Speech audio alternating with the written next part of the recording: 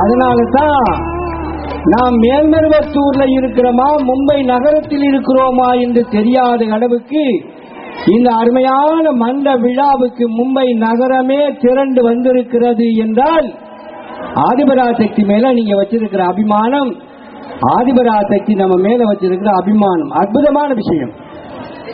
போன ஆண்டு ஆன்மீக ஜோதி ஏற்றுவதற்கான வைபவம் விழா பக்கத்தில் இருக்க கிரவுண்டில் நடந்த போது மராட்டிய மாநிலத்தில் ஏற்பட்ட மாபெரும் ஆன்மீக நிகழ்ச்சி என்றும் புரட்சி என்றும் மும்பை நகரத்தையே திரும்பி பார்க்க வைத்த மன்றம் இந்த மன்றம், மாநிலம் இந்த மாநிலம் என்று சொல்வது வெறும் புகழ்ச்சி அல்ல, உண்மையான காரணம். அதுபோல அம்மா எந்த காரியத்தை நடத்தினாலும் அதுக்கு ஒரு காரணம் இருக்கும். இதுதான் காரணம் என்று சொல்ல மாட்டாங்க. ஆனால் போன ஆண்டு அம்மாவுடைய இளைய திருக்குமாரரை அம்மா அனுப்பி வச்சு நீங்கள் எல்லாம் நாங்கள் எல்லாம் கலந்து கொண்ட மாபெரும் அற்புதமான நிகழ்ச்சியின் காரணமாக இந்த மராட்டிய மாநிலம் எந்தெந்த வகையிலெல்லாம் காப்பாற்றப்பட்டிருக்கிறது என்று நாம நல்லா நினைச்சு பார்த்தா தெரியும். பட்டியல் போட வேண்டாம், பட்டியல் போட தேவையும் இல்லை.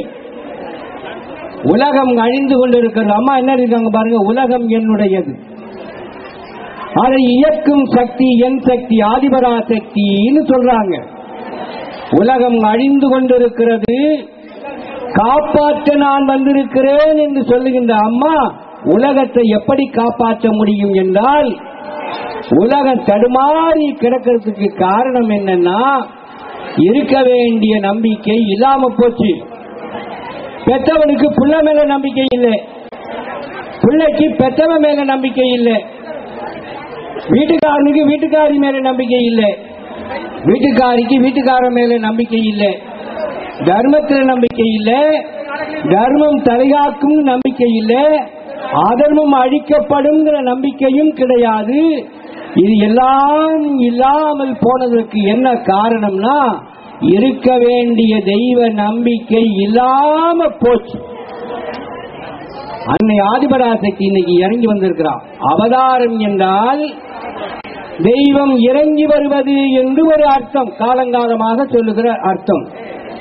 எல்லாவற்றுக்கும் மேலாக இருக்கக்கூடிய தெய்வ சக்தி தன்னுடைய எல்லையில்லாத பராக்கிரமங்களை சக்தியெல்லாம் மறைத்துக் கொண்டு ஒரு தாய்க்கும் தந்தைக்கும் பிள்ளை போல பிறந்து மனிதனோடு உறவாடி மனுஷனுக்கு அற்புதங்களை நடத்தி தர்மத்தை காப்பாற்ற தெய்வம் இறங்கி வருது பாருங்க. அதுதான் அவதாரம்னு காலங்காலமா சொன்னாங்க. ராமர் அப்படி அவதாரமா வந்தார், கிருஷ்ணர் அப்படி அவதாரமா வந்தார், கதை கதையாக படிச்சிருக்கிறோம். அப்ப தெய்வம் எப்ப அவதாரமா வருது? தர்மம் கெட்டு போகிற காலத்தில் எல்லாம் வருகிறது. இந்த காலத்தில் தர்மம்னா வாழக்கூடிய முறைன்னு வச்சுக்கோங்க.